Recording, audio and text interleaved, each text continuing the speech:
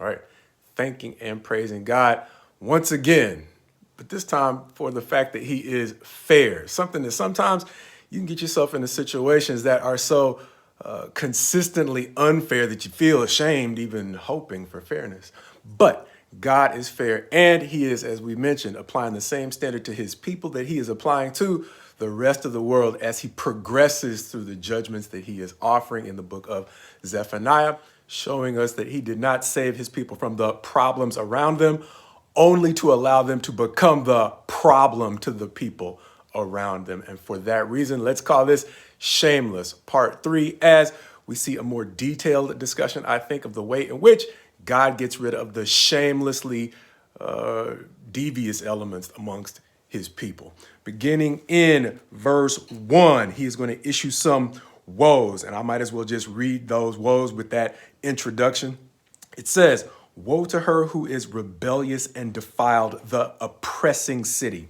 She listens to no voice. She accepts no correction. She does not trust in the Lord. She does not draw near to her God. Her officials within her are roaring lions. Her judges are evening wolves that leave nothing till the morning. Her prophets are fickle, treacherous men. Her priests profane what is holy. They do violence to the law." As God is going to then contrast the condition of his people to the condition of his own character, emphasizing two things among others. In verse 5, he's going to say, "The Lord within her is righteous. He does no injustice. Every morning he shows forth his justice. Each dawn he does not fail. But the unjust knows no shame." Thus, our title, as he is then going to go on to talk about the way in which he tried to correct them, cutting off nations, giving them examples, even laying waste to their own streets, saying in verse 7 that they surely would then fear God and accept correction. However, at the end of verse 7, he's going to say no, but all the more they were eager to make all their deeds corrupt. Then he's going to offer us a shift in verse 8, saying, "Therefore, wait for me," understanding that he is now coming to cleanse those who have not given themselves over to making all their deeds corrupt. Once again, giving us an introduction to the concept of the remnant. At least an introduction to the concept of the remnant in this chapter, understanding it's been a recurring theme through what we have seen. This time, verses 9 through, let's call it 13, we're going to talk about the way he is going to cleanse and prepare a peace for the remnant.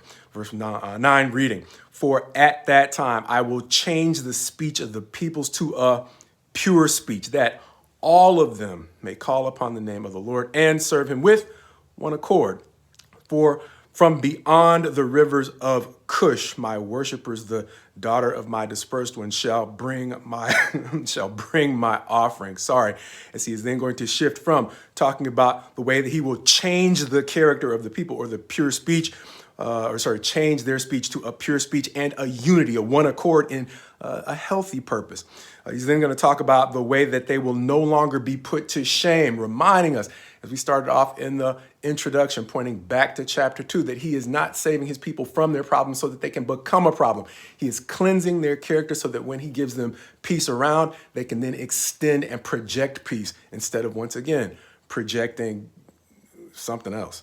Anyway, bottom line is he is going to specifically go on, in case there's any doubt about what he is doing to cleanse his people, to say in verse 11, after he removes their shame, he's going to say, "I will then remove from your midst your proudly exultant ones," seeming to point back to those who would accept no correction in the first few verses of the chapter, as he's going to then conclude by saying, "But he will leave in your midst a people humble and lowly, that they shall seek refuge in the name of the Lord." What are they going to be like? Verse 13, "Those who are left in Israel, they shall do no injustice and speak no lies, nor shall there be found in their mouth a deceitful tongue, for they shall graze and lie down, and none shall make them afraid." A theme that he is going to pick up as he describes at length in the final section of the chapter the peace that they can expect to enjoy as God cleanses not only their environment, but cleanses of them, of the kinds of things that would destabilize the peace. Verses 14 and 15 talking about the way that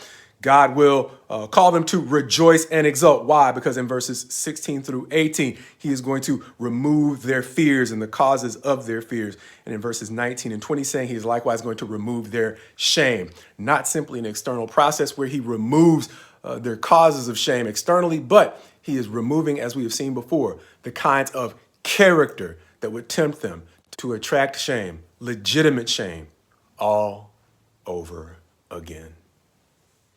Once again, as we said, these minor prophets even seem to so often point forward to the end times, sometimes the revelation, sometimes the end times that Christ describes in his own ministry. For whatever reason, this passage about the cleansing of his people Israel reminded me of Christ's words about the cleansing of God's people in Matthew 13, as he described the parable of the weeds this way. In verse 36, it's going to say, and he left the crowds and went into the house, and his disciples came to him saying, explain to us the parable of the weeds of the field. And for time's sake, I am going to skip forward to the final summation starting in verse 41, where he says, the Son of Man will send his angels, and they will gather out of his kingdom all causes of sin and all lawbreakers, and throw them into the fiery furnace, in that place where there will be weeping and gnashing of teeth. Something that he describes in verse 40 as happening at the close of the age. Reminding me of something that at times I have grown fond of saying, and that is, there are times when the passage just flat out preaches itself. And the only thing that can complicate our understanding of the teaching is whether or not we want to understand the things that God, through Zephaniah and Christ quite simply has asked us to consider and quite simply accept. That being, or at least seeming to be, similar to what we saw at the end of the last chapter. God did not save his people from their problems, only for them to become the problem. Simply stated, we will not inherit his blessings without taking on his character, no matter how tempted we are to try to get his blessings on our terms.